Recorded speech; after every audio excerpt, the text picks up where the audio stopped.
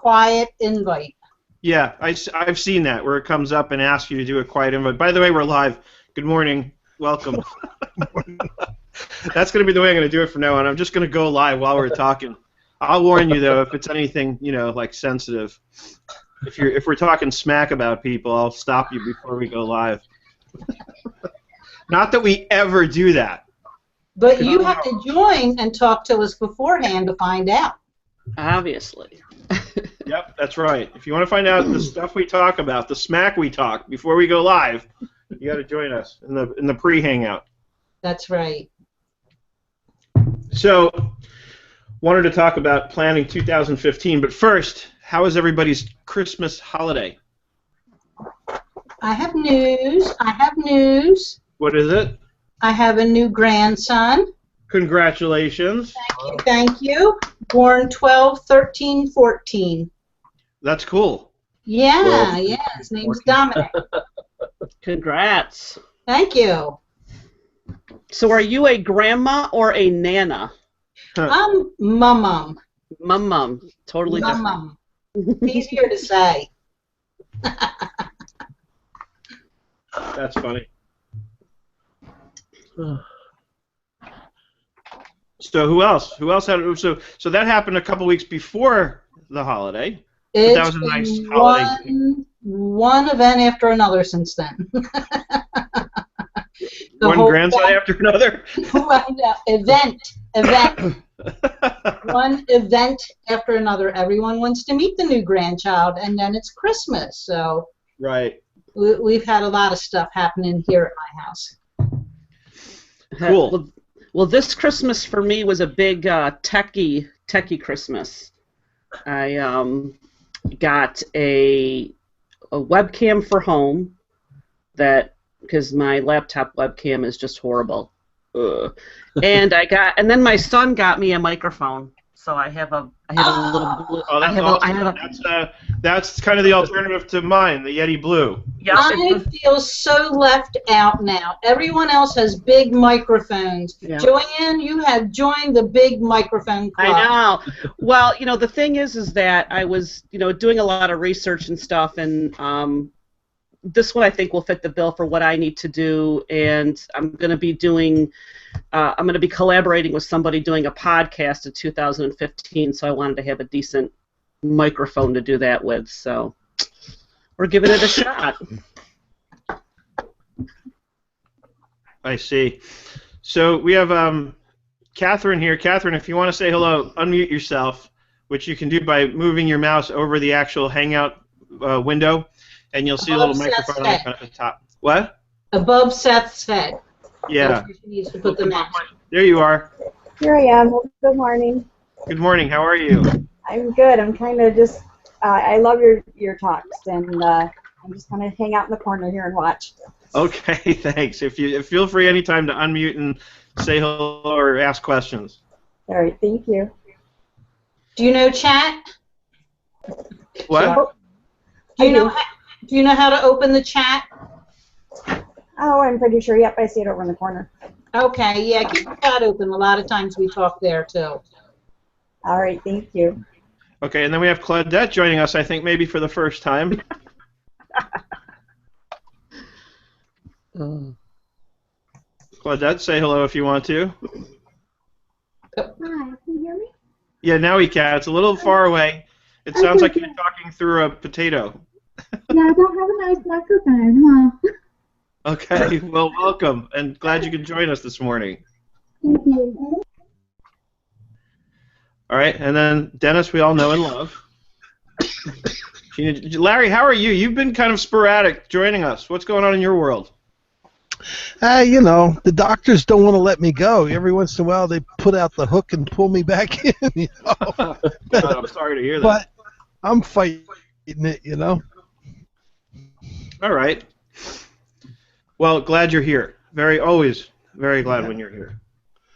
I kind of mute myself because I think for some reason this mic on this headset picks up my breathing. Yeah, Joanne, pretty close to your mouth and nose. Yeah, Joanne keeps saying every once in a while, "Stop the heavy breathing." Yeah, I think I'm on a sex call or A something. different kind of call, yeah, exactly. Chat roulette or something. I don't know. That's funny. Kids today. So I wanted to, it's funny because I was telling Joanne when it was just me and her that I wasn't going to do the hangout this morning. I figured everybody might still be in holiday mode, didn't really want to do anything. And I'd already thought about it if I was going to do it, that, this is obviously an appropriate time to talk about, planning next year. So I figure we'll go with that theme. And I'm just going to actually pull up a calendar for a minute. I want to see where we are in the timeline of life. It's funny because I should point out the fact that I am bringing up my calendar. And I wrote about this. I don't know how many of you, not a lot of people probably even realize that I have written some stuff on a site called Hub Pages, and I started writing. It's basically another blog, but it's a long-form blog where you're expected to write in a single post like at least 1,500 words, if not more. And you break it up into these different sections, and there's different sort of widgets you can add in. You can do polls and all that sort of stuff. Like any blog, really. But it's reviewed, so they want to make sure that all the writing is quality writing, which frankly makes it difficult to get things published, which is good because it means that when you go to there, you're getting quality content that's been reviewed. It's sort of community reviewed, so it's other quote-unquote good writers reviewing other good writers. And in some respects, it's making sure that people like me don't come along and get lazy about it, because I can do that. Sometimes I'll just want to blast something out there, and I won't really proofread it carefully. I've gotten better about it over the years, but I have definitely written some stuff that wasn't proofread carefully, and I look back later and read it, and I'm like horrified at what I put out there with all the typos and other things that could be cleaned up and made better. So I'm learning. And then when we relaunched schoolofbookkeeping.com this year, Eric and I started using a plugin called Yoast, Y-O-A-S-T, and it sort of checks you on your SEO, but part of that is making sure that the writing is formatted in such a way that it makes it easy for the reader to read. That's a big part of how SEO works, is that's what Google wants to see, is they want to see that you've written something that's easy enough. And there's a reading test called the FLESH reading test, F-L-E-S-C-H, which gauges based on how many words you have and how many syllables in a sentence, and there's all this criteria which rates the readability. The higher the score, the easier it is to read, and it should be at least, I think, 60%. Anything lower than 60% is considered like too difficult to read. Really, you want to get it up into 70 or 80% to appeal to all audiences. Of course, what we write about here is a little more technical. So, like, I'll accept a score of like 65, 68% sometimes, but I try and get it bumped up into the 70s. And really, what it amounts to in many cases is just shortening the sentences. Just cutting it off at a certain point and shortening the sentences and rewriting this. So, where am I going with all this? I started writing on Hub Pages earlier this year, but it's such a process to get something published that I've been very slow about getting content there because my time is so limited. But I did write some stuff on there this year about productivity for the entrepreneur. I specifically aimed it at the quote-unquote solopreneur. Right? And the solopreneur is what? It's most of us. It's a single person running a business by themselves, where you don't have a team of people, you don't have a whole staff. It's basically just you. Maybe you sub out some work to a few people here and there. Again, that's us for the most part. And so when I wrote about that, I was writing about productivity, and the one point that I made, because I've thought a lot about this over the years, as I've written a lot about productivity and increasing efficiency and all that kind of stuff, is how do we get things done, right? We sit there and we can write to-do lists, and I can have 6 different to-do lists for 6 different purposes, and I can use all kinds of project management applications to try and organize my life, right? Whether it's personal stuff, private stuff, company stuff, whatever it is. And ultimately what I've learned is the only way ultimately that I'm going to get something done is it gets on my calendar.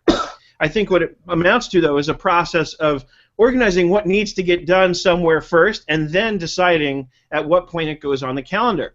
And I got to the point of even saying, you know what, I even need to put my downtime on my calendar. If you look at a calendar of mine now, you'll see that near the end, and I'm looking at mine now, I basically have, I started out at one point, I went far enough into the future where I didn't have any appointments on my calendar yet. And I said, let me generically structure my calendar to keep it organized around trying to balance my life a little better, right? Because that's what I struggle with. You know, that's another funny thing. Last week somebody tweeted to me. It was clear he was trying to probably get me sold on his product or service that is aimed at increasing productivity, and he sent me this tweet about, you know, where do I feel I could most improve in terms of productivity. And I wrote him back. I said, I have no problem with productivity. I have a problem with balance. You know, I'm too productive. You know, I work too much. I get too much done. I need to slow down, if anything. So let me take a breath.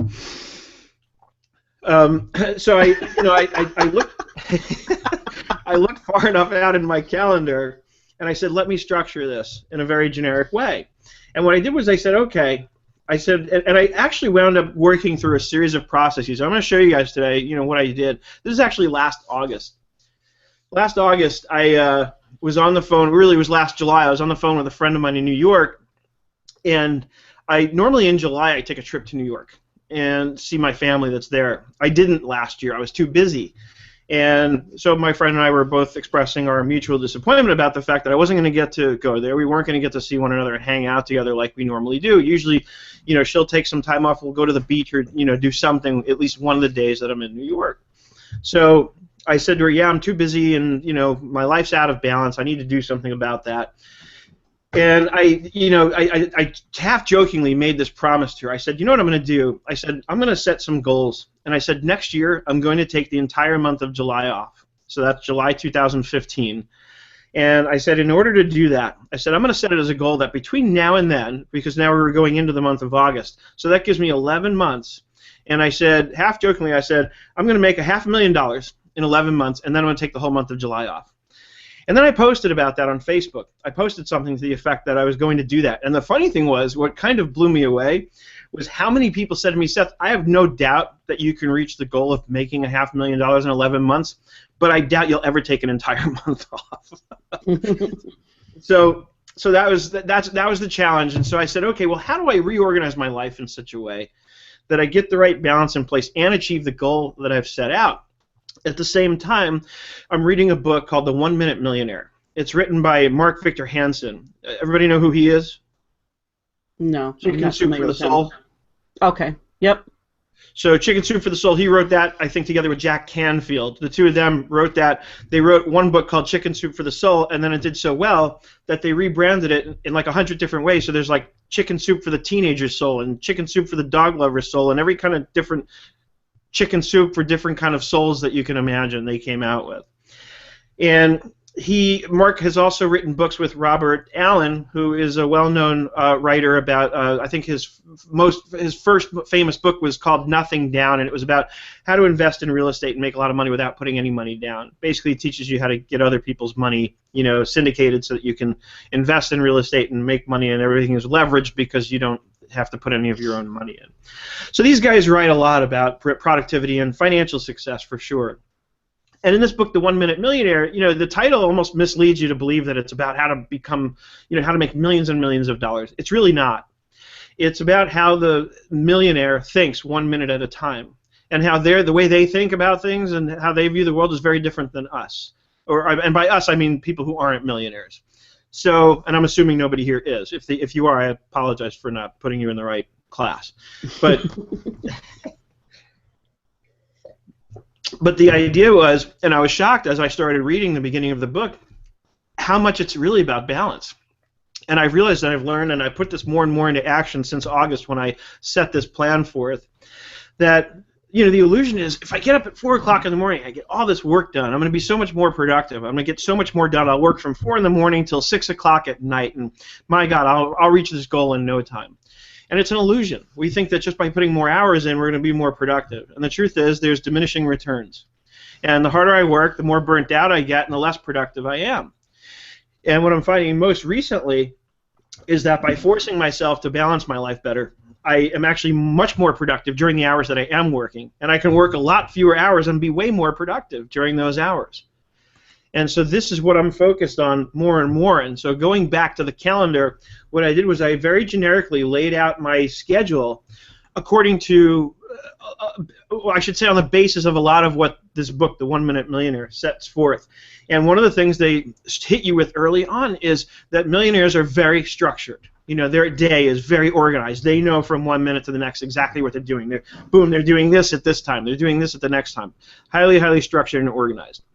So I generically put in, okay, you know what? Monday, Wednesday, and Friday, because everybody knows I'm an early riser. I get up at like 4 o'clock in the morning, you know, when I'm sort of on a roll. And so I said, all right, so 4 o'clock is pretty much my wake-up time, and I'm going to block out the hours of 4 to 6 a.m. That's when I'm going to the gym and working out Monday, Wednesday, and Friday. So now, boom, I'm starting to balance. I've got the health part of my life going into play, and I'm getting my workout routine in there 3 days a week at least, and I can stick an extra workout in on the weekends if I feel like it. But 3 days a week is pretty good, especially compared to none, right? So, because that was one of the first things that they talked about is balance, and they talk about 6 major areas of my life. So, you know, I'm going to share my screen with you now and show you kind of something that I developed based on what they laid out here.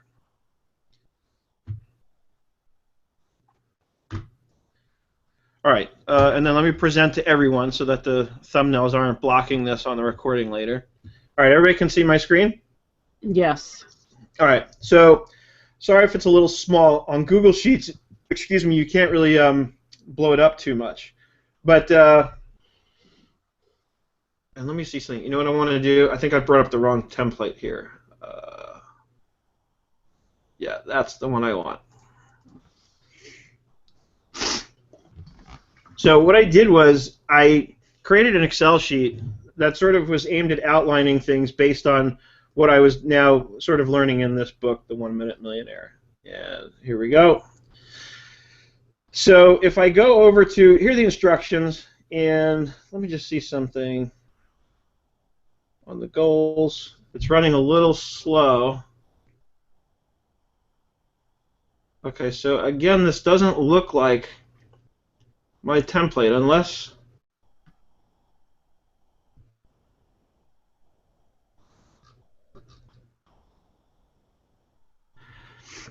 Okay, this is fine. I thought I had like a blank one. It looks like I had one where I was sketching out some rough numbers, but that's fine. I don't mind showing you guys some of this.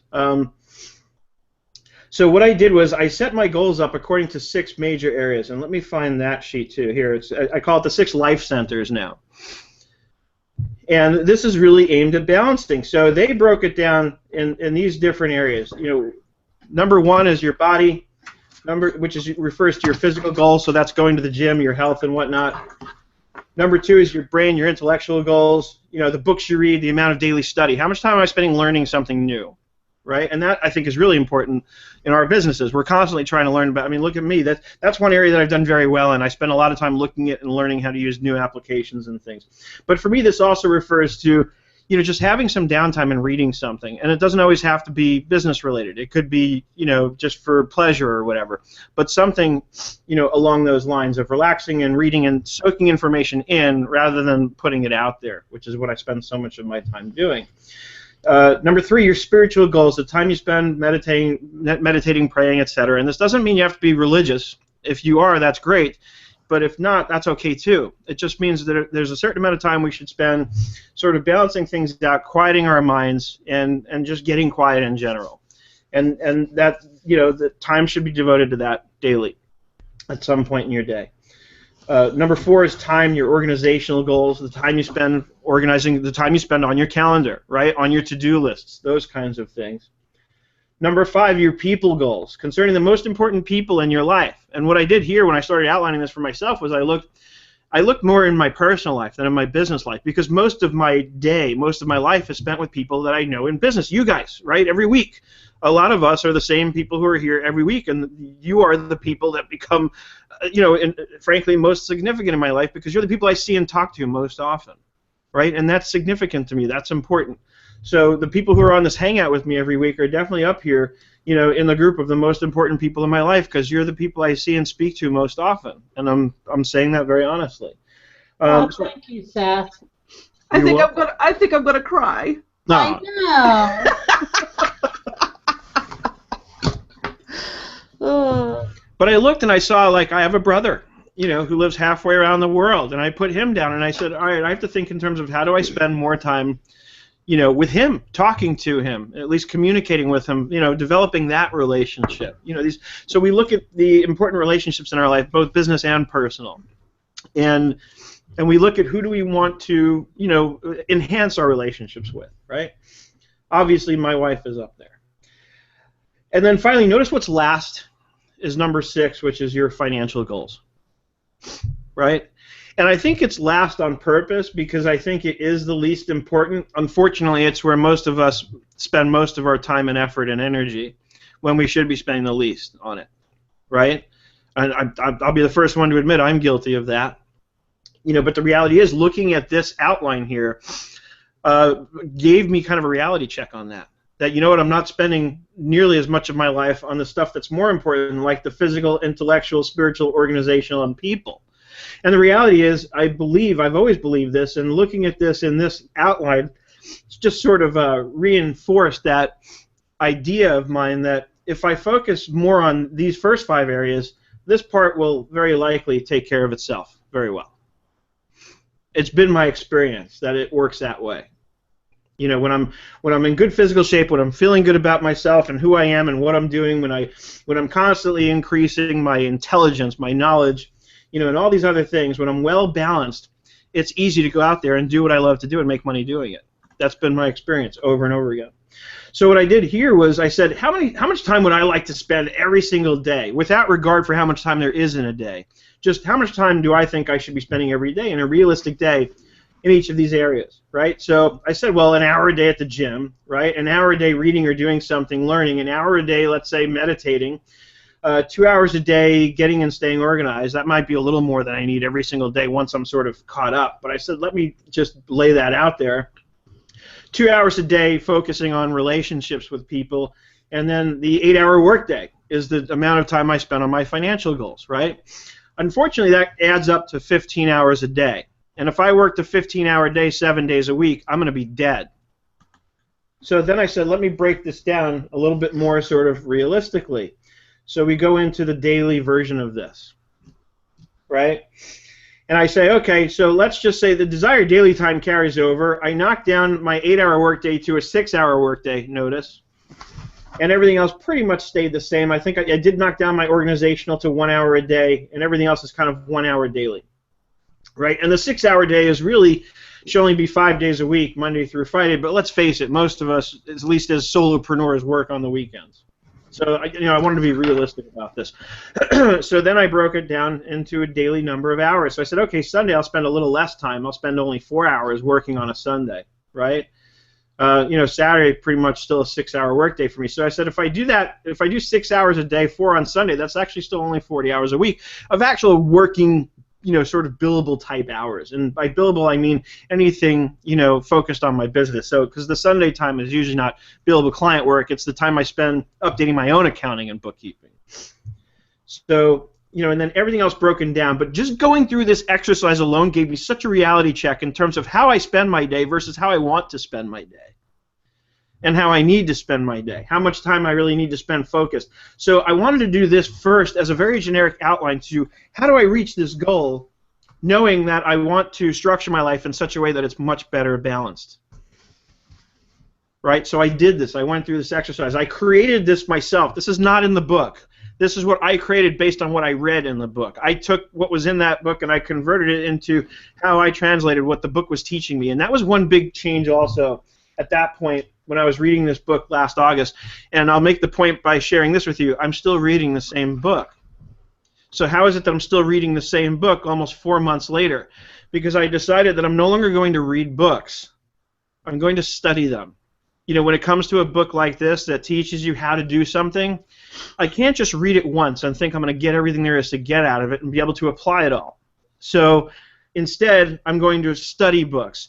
And that's what I did. I spent, based on the development of what you're seeing here and what I've shown you so far, that was basically one little section out of one chapter in the book that I decided was very important, that I didn't want to go on in the book until I really wrapped my head very tightly around what this means and what it looks like for me.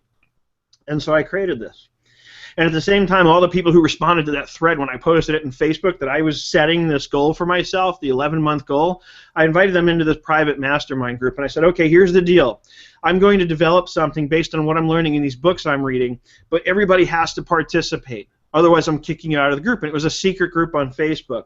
And everybody jumped in with 2 feet and said, yeah, let's do this. And I laid out this template, and a lot of people jumped in and filled it out, and we started talking, and one by one, people just kind of faded out of it. You know, they stopped responding.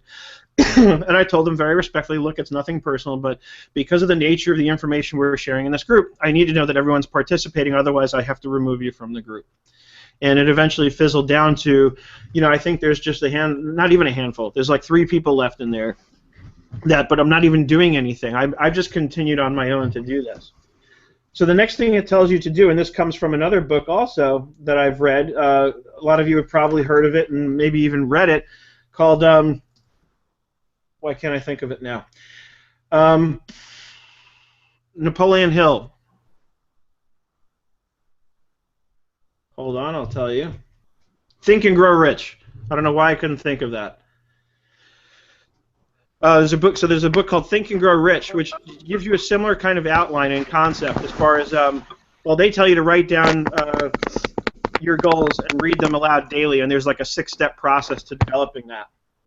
So then based on everything I outlined, then I write my goals, and the idea is you're supposed to wake up every day and say this out loud, and then say it out loud before you go to sleep every night, and it keeps you focused on what that is, so you don't forget.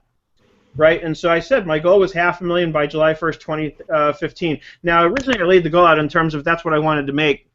Here I notice I laid it out in terms of what I want to acquire, which is, if you think about it, a much bigger goal. Because it's one thing to make the money, it's another thing to acquire it and keep it. And that's one of the things I wanted to talk about this morning when we're planning our 2015 is how, you know, I think one of the things we do is we stop like one step short of where we should when we're setting our goals. We talk and think in terms of how much money do I want to make, but we don't talk in terms of how much wealth do I want to accumulate. And do you understand the difference? The difference, of course, is I can make a lot of money, but if I spend it all, then I'm no better off at this point this year than I was a year ago. Right? If I make a lot of money, if I make $500,000, but I spend the whole $500,000, I still have nothing left in the bank. So the idea here is not to think in terms of how much money I want to make, but to think in terms of how much wealth do I want to accumulate. And then it makes it a lot easier to think about, because how much money I make can be very open-ended. I have no idea how much money I'm going to make. Maybe I will make the $500,000. Maybe I'll make $1 million in the next year. I never know what could happen next month. What opportunity could show up at my door that all of a sudden converts to, holy cow, this big company wants to do some big deal with me and they want to pay me $1 million for it. Right? I have no idea what's going to happen next. I could do my best to project it, but I also want to be prepared for anything. But if I think more in terms of how much wealth do I want to accumulate, then what I can do is I can work with what I've got in front of me right now. I can look at my current set of clients, how much money they're bringing in, my current set of expenses, what it's costing me to do business, then go over to my personal budget and look and think in terms of how much, you know, out of what I get to bring in income-wise from my corporation, now what are my personal expenses, what's my mortgage or my rent, what am I paying every month, and what's left over at the end of the day, and how much of that am I keeping? Right? So now I'm going to go into a bit of a Dave Allen kind of pitch. You know, where not Dave Allen, the other guy's name, but there's a guy who's well known out there for helping people with their personal finances, and this is what he preaches: is, you know, I want to accumulate wealth. I don't want to just make a lot of money. I want to keep it, and that is a simple function of, you know, of course, spending less than you make. And that sounds funny and it sounds oversimplified. But number one, it's the truth, and number two, it's a lot harder to do in practice, right? Because so many of us have so many expenses that we can barely keep up. And so our mindset is one of, well, I just have to make a lot more money. But what if, and this is something that Mark Victor Hansen teaches, not in the 1 Minute Millionaire, but in other books of his that I've read, is that we want to think in terms of, imagine you treated yourself like one of your vendors. And so out of every dollar that comes in your door, the first, let's say 10%, goes to you. You pay yourself first. And then that way you've taken care of you first, and then the other 90% that's left is what can be used to satisfy the other debtors, vendors, creditors in your life. But you take care of yourself first. What's Larry writing here? There could be so much value in having great networking buddies. That's true. And, so going back to this, I wrote this out. And the idea is if I say it every day, and I say it out loud, one of the keys that Napoleon Hill talks about in Think and Grow Rich is you have to read your goals aloud every day, because there's a difference that it makes the vibrations of your voice and your brain hearing that. It's not metaphysical. It's very specific. Your brain hears that, and our minds are problem-solving mechanisms, so our mind will go to work on solving that problem. I've now given my mind a problem to solve. How am I going to make $500,000 by July 1st, 2015, having started at August? So going back to then this is something I do every year, but I started laying out a little differently this year. I started out with very high-level goals, and I said, okay, here's my accounting services, here's my affiliate commissions that I make, bookkeeping, private software, social media, subscription, and digital products. These are the major revenue streams that I have in my business. And what I did was I created a tab for each of them so that I could look in terms of each of these areas and what are my goals, right? How many of these items am I going to sell every month? And I'm going to go over to the private software training one because this is a big part of what I do, and a lot of you know this, and you know what I charge for it. So it's not like I'm sharing such confidential information. But back in August, as you can see, where I started this, I said, okay, how many of these am I going to sell each month, right? And at what rate are they sold? And then down below, of course, it calculates the dollars on this. So I said to myself, as I was laying this out, I said, I have this CFO support package where that's where people get the best value in terms of my hourly rate, right? I sell 20 hours, and the basis is $95 an hour, so it comes to $1,900. They spend $1,900 with me. They get 20 hours of training time. And I love selling these because I get a big lump sum of money in the bank, and one of the things I've learned is when I get a big chunk of money in the bank at once, it's easier to set some of that aside. If I get smaller chunks of money, it's harder because usually that has to then be spent to pay bills and things. So I said, I want to set as one of my goals to sell more of these. Plus, it simplifies my life a little because I can spend more time just focusing on doing the work that these people who paid for these big packages have hired me to do. And I went to work, and as you've probably seen, I started using a program called Active Collab this year. So what I do with these people who pay for this package is I set up a project in Active Collab specifically for them. So now I have an online forum through which I can communicate with them about the project that they've hired me to do, and it gives them the added value of having a place where they can go to keep track and see where we're at and all the things that we want to do. And so, again, I figured out ways to add value for people who are willing to spend a little extra money with me up front. And based on that, I outlined this plan. This is one line item. So this is all the sheets look just like this, and I just renamed them based on the line item. And I laid out each major stream of revenue that I have and how many I want to sell and at what rate, and based on that, how much money I can expect to bring in each month. And obviously, the goal is to increase this as time goes on. I wasn't selling 2 of these packages every month in August. I was selling 1 every few months. But I have to tell you that once I laid this out and my mind was focused on it, I've started selling at least 1 every month, and oftentimes 2. And in 1 week, not that long ago, I sold 3 in a single week. Right? So that's $6,000 roughly that I brought in a single week based on selling these CFO support packages that I offer. And why did I do that? Because I was focused on it. Because when the calls came in, rather than saying, oh, we'll start off with a 3.5-hour package and we'll see where it goes, I said no. I said, you know what, there's enough in here for me to work with you and have you buy a 20-hour package. You'll get a lot more value for your buck. And if we have time left over at the end because we didn't really need 20 hours, okay, then you call me up when you need an extra session or a question answered, and we schedule a time, and you'll have plenty of time covered in that package. And the companies that saw value in that went for that. So it changed my mindset, and by changing my mindset, I was able to sell more of these because I'm more inclined to go to sell these when I was on the phone with somebody. Now, of course, back of that is a world that I've built in terms of online content that has these calls coming in pretty regularly. So I had already built the platform. Not everybody's there yet, I get it, but so then my message there is, okay, let's get to work. Let's start creating content. Let's do the marketing. Eric posted in our ABO group not long ago that he and I had a conversation. He came to me and he said, what other marketing avenues can we pursue besides social media? And I said to him, none that are going to provide the kind of ROI that social media does. And he said, you know what, you're right. And then I even asked him, I said, because what else could we do? Print advertising, newspaper ads? First of all, nobody reads print anymore. Very few. So what are we talking about here? Social media provides the best ROI. It just means taking the time to do the work, to build the content so that you have the inbound marketing like we've got, so that I have the calls coming in so that I can sell them on these packages that I offer.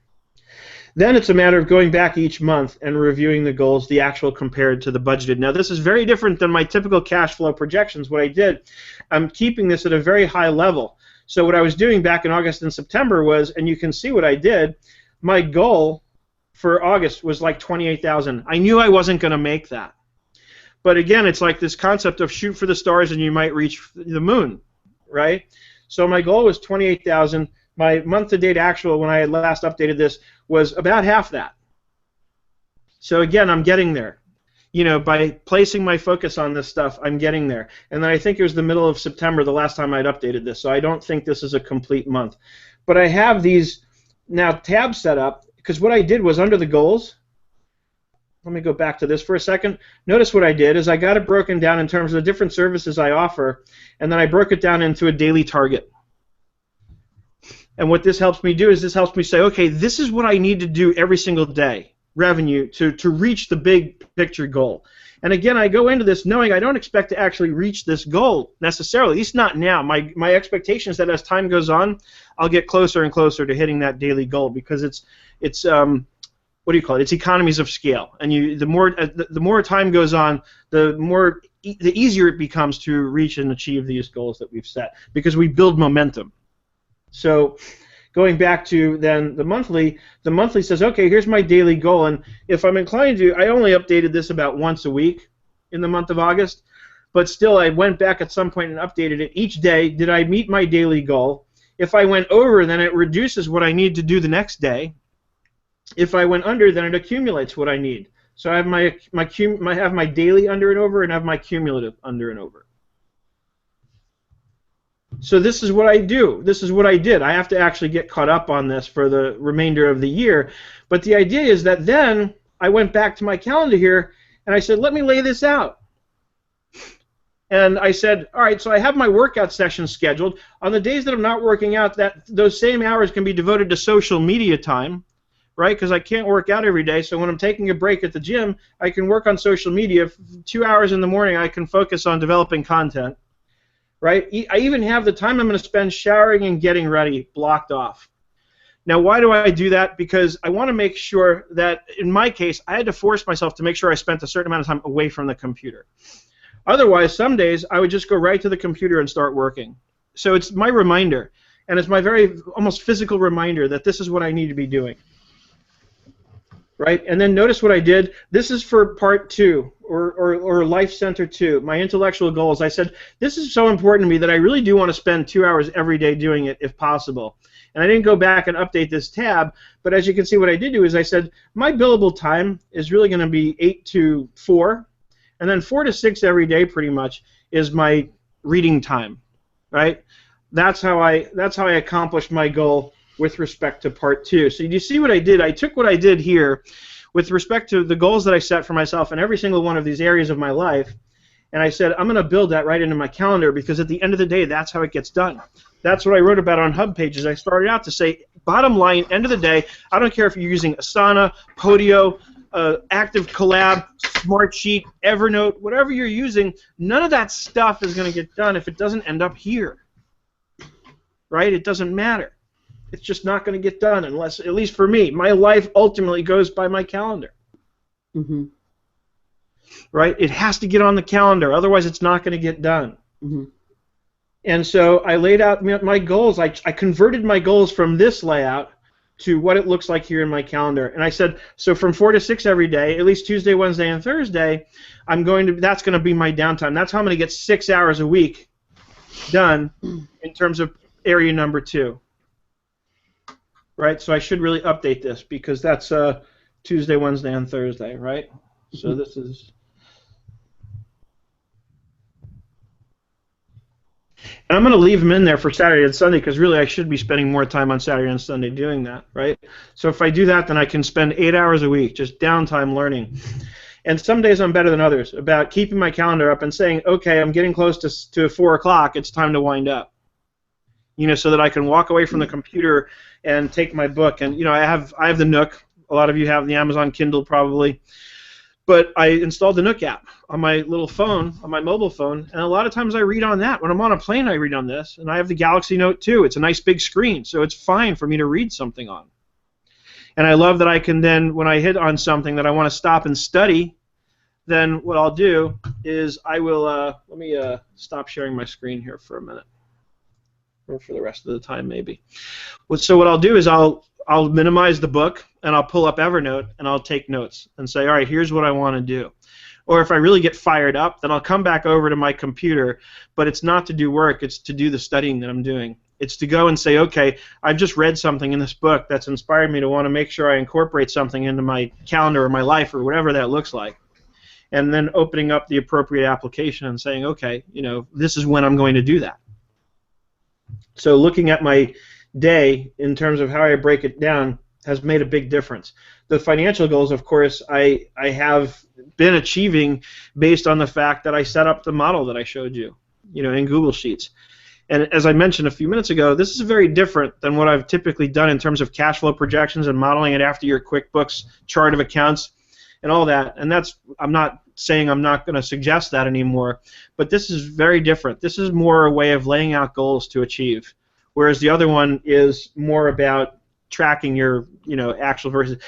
I almost like this newer way better, but I don't want to dissuade people from doing the cash flow projections the way I've taught, because I'm still going to teach that too.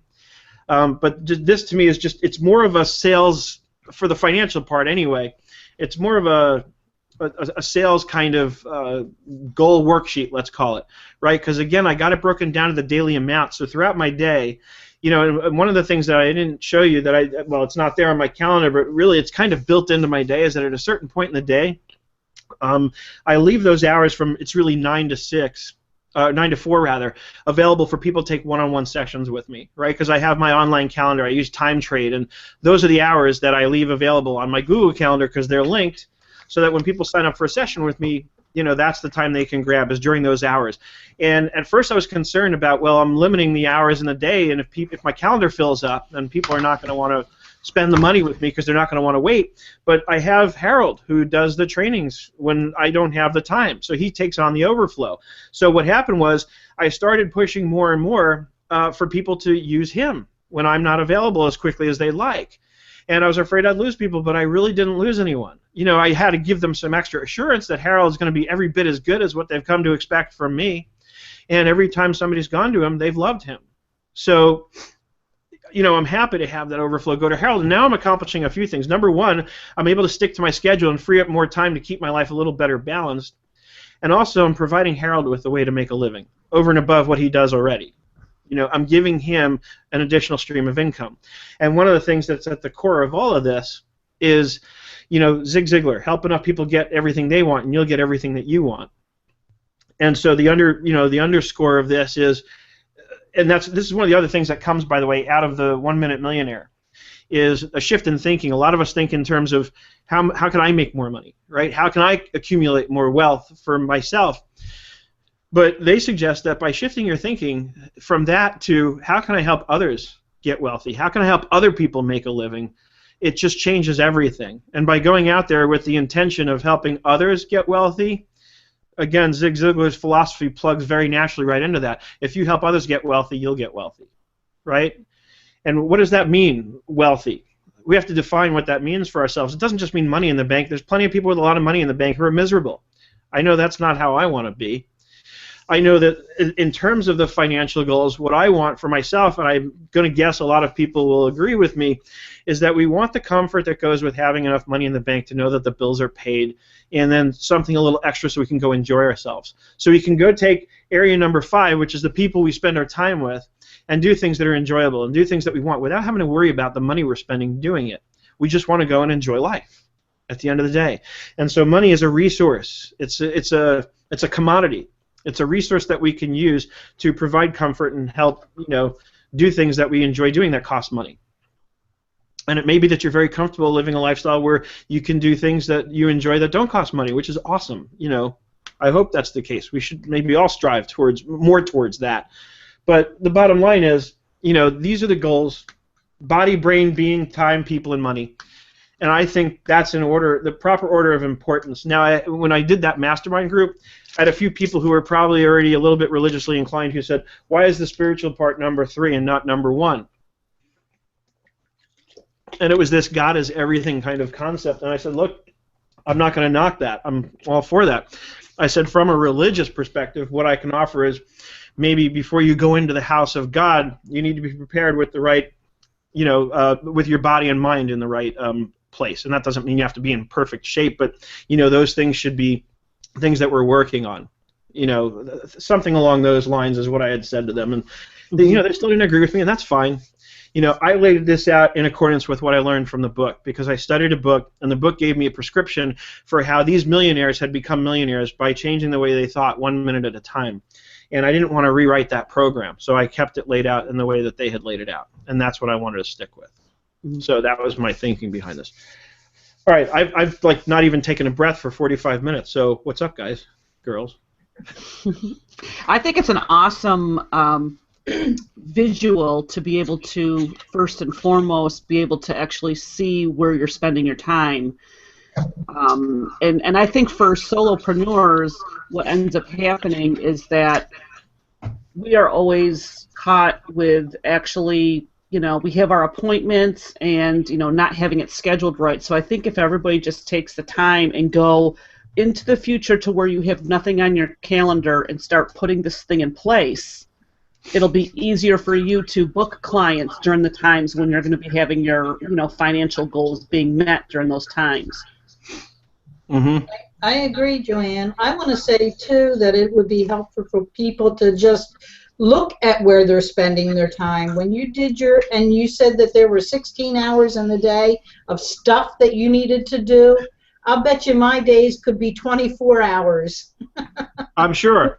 Yeah, believe me, I laid that out with already that thinking in mind as I was seeing the total accumulate that I already could see before I was finished. And I think I chiseled that down to 15. And I think more people need to do that and realize that what they're trying to do is pack their schedule with too many things, and it's not possible to do those, and consequently nothing gets accomplished. Yep. And in order to get up at 4 in the morning, people ask me, Seth, do you sleep? Of course I do. People don't realize I'm in bed. I'm like an old man. I joke around because I'm in bed usually by 8 or 8:30 at night. Right? By 8 or 8:30 at night, unless I have something to do in the evening, I'm home in bed, relaxing, watching TV, spending time with my wife, right? And then I doze off. I'm fast asleep by 9 o'clock at night most nights. And that's how I get up at 4 o'clock in the morning, and I find I'm just much more productive that way. Nothing really very good happens after 8 o'clock at night for me. Either I'm going to be eating food I shouldn't be eating. I'm so sorry, Seth. That's all I have to say about that.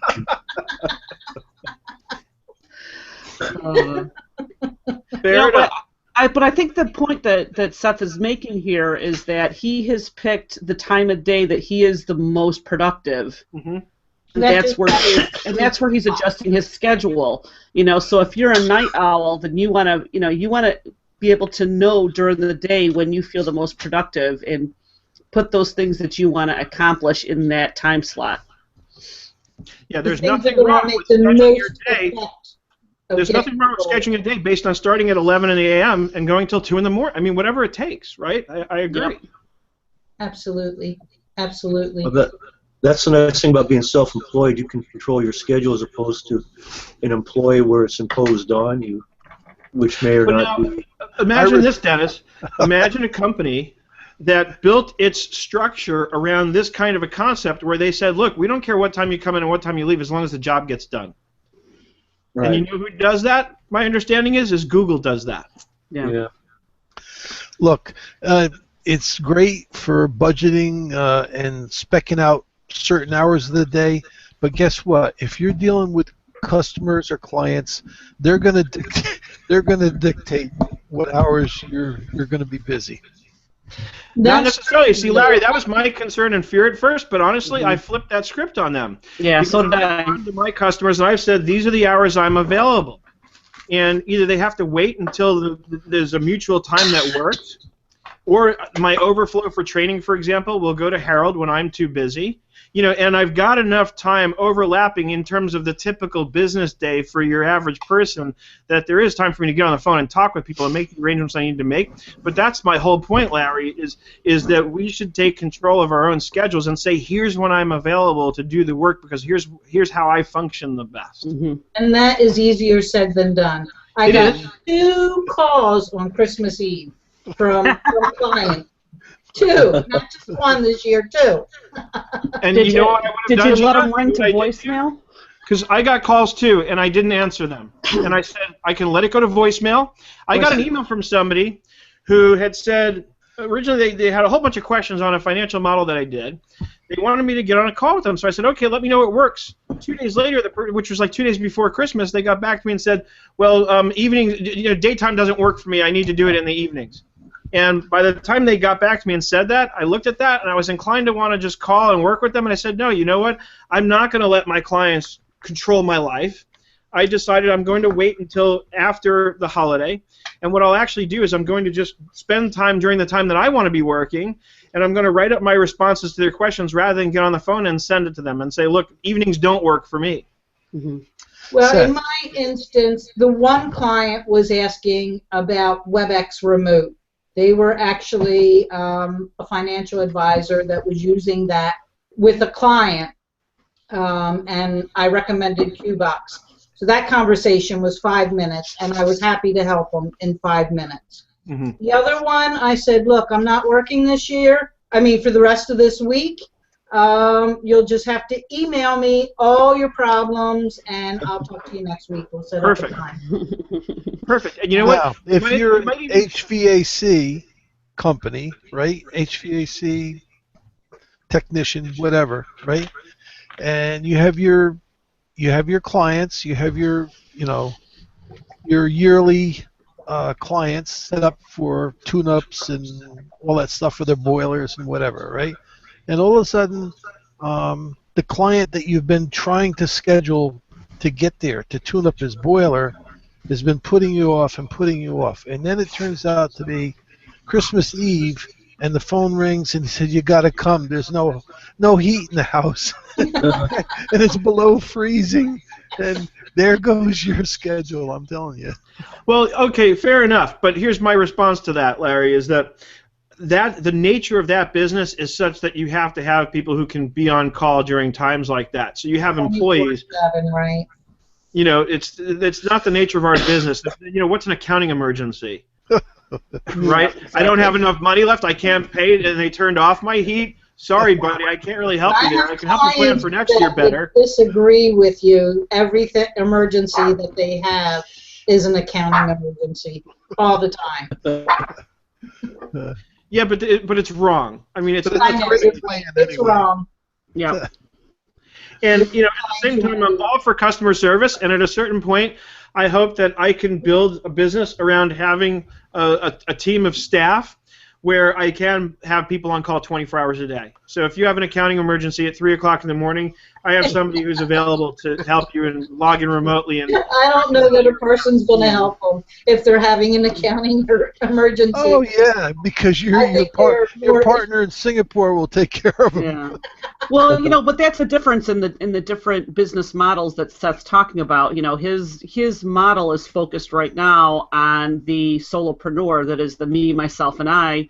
And you don't really have that much of a team to delegate that stuff to.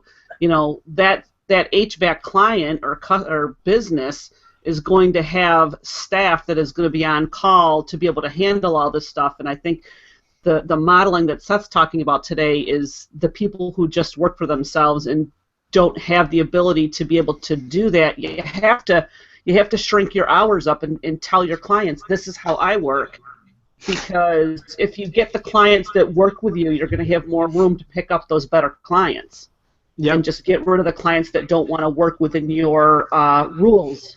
Make 100%. Your own rules. And even if you think about the big CPA firm that's got a staff of 200, they still have their office hours. If you call them at 6 o'clock at night and you have your quote-unquote accounting emergency, nobody's answering your call. You're going to leave a message and somebody's going to get back to you on the next business day. And that's that. And I understand the clients, Gina, will try and put us in that position where they're like, no, you need to help me. I had a client like that. I finally got rid of her this year. But I would get an email from her at 6 o'clock at night saying, I have an 8 o'clock meeting tomorrow, and I need your help. I need you to get up at 6 o'clock in the morning and help me with my... And it was eating into that section of my calendar that I had reserved for me, that I had reserved to go to the gym. And, you know, finally, I kept pushing back, and finally I got to the point where I just flat out refused to put in the time. And the last time that she came to me with just such an emergency, I simply didn't respond. I responded later. I responded at the time that I had prescribed for myself to respond to these things, and I said, look, sorry, I couldn't help you this morning. You know, here's a link, click on it, and let's schedule the time, and I'll be more than happy to help you. And she didn't want that. She wanted somebody who would jump, you know, or ask how high when she said jump, and so she must have found somebody else, finally. Good. That's a good thing. That's exactly right. Those are the clients I want to lose. I don't want those clients because in my view and opinion, there's no such thing as an accounting emergency. And I half-jokingly say, and one of these days I might actually put it on my outgoing, you know, voicemail message, you know, if there's an emergency, call 911. I like it. You know, if you have an emergency, please call 911. Otherwise, leave a message and I'll get back to you during my normal business day. Period. Yeah. Because for years I was like that. I was Christmas and New Year's and these holidays, when everybody else was taking it easy and I wanted to take it easy, I found myself working. And this is the first year probably in several years that I had it planned and mapped out where I had gone ahead of time and blocked those entire days off my calendar and said, holiday. I am off. I am done. You know, I need time off. I need downtime. Otherwise, I'm burnt out. I'm miserable. I'm grumpy. I'm not a fun person to be around. Oh, I can't imagine that. You're always fun, Seth. I put on a good act, Gina.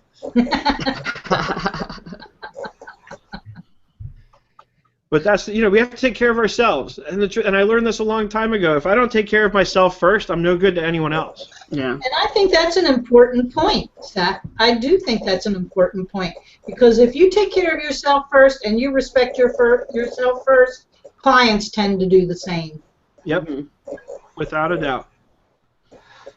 I still get the emails and phone calls from people who it's clear want me to give them my help for free and spend all kinds of time, but they're fewer and further between. More and more often I get calls from clients or emails from clients or prospective ones that start off right out the gate saying, look, I know your time is valuable. I'm more than happy to pay you for your time. Here's what I need help with. Let me know how this works, kind of thing. I've got more and more of those because I've set the precedent that I don't have time to offer all kinds of advice and guidance for free. I have less and less of it, and especially now, you know, with what Eric and I and essentially Eric and I together with schoolofbookkeeping.com have accomplished this year. My whole month of January this year is looking very different than my January of any year before has looked like. Because I've accomplished what I've set out to do for a very long time, and I'm going to be spending more and more of my time developing content and less doing the consulting work. You know, and seeing this coming, what I did was I brought somebody on who I've been grooming to take over all the consulting work, and he's doing an amazing job. Nice. You know what can be great if you can block out one day a month. Take your wife or your husband, whatever the case is, get out of your normal place, whether it's home, the office, or whatever it is, and just go out unscripted, unscheduled, whatever, and just find something enjoyable to do for the day. Yep. That would be wonderful. I take this guy. Ralphie. This is Ralphie. He doesn't come around as much anymore. He's sort of semi-retired. That's because your wife's eating breakfast at hangout times. Not anymore. They get fed earlier now because she's been working on Fridays. Oh, okay. You had a rough weekend last weekend, didn't you?